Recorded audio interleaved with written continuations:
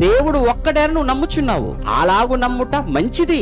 దయ్యములను నమ్మి వణుకుచున్నాయి అన్నాడు. విషయం ఏంటంటే అవి వణుకుతాయి తప్ప మారవయి, ఎందుకంటే ఈ దయ్యాలు దేవుణ్ణి నమ్ముకున్నవన్నాడే తప్ప వణుకుతున్నాయి అని రాశాడే గాని దయ్యాలు మారిపోయాయి, వాటికి మారు మనసు వచ్చిందని చెప్పాడా?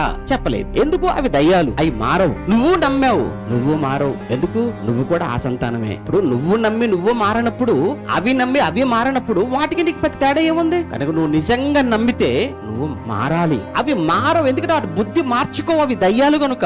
నువ్వు కూడా నీ బుద్ధి మార్చుకోవటం లేదంటే ఎంత వాక్యం చెప్పినా, ఎన్ని మార్లు ఆరాధనకి వెళ్ళినా, ఎంతమంది దైవజనులు వచ్చినా, ఏ విధంగా నీకు వాక్యాన్ని చూపించి నీ కళ్ళ ముందు వివరించినా చెప్పినా, నీ ఆలోచన, నీ బుద్ధి, నీ మనసు నువ్వు మార్చుకోవటం లేదు అని అంటే మారని దయ్యాలు, మారని మనిషి. ఇక నీకు వాటికి పెద్ద తేడా లేదు.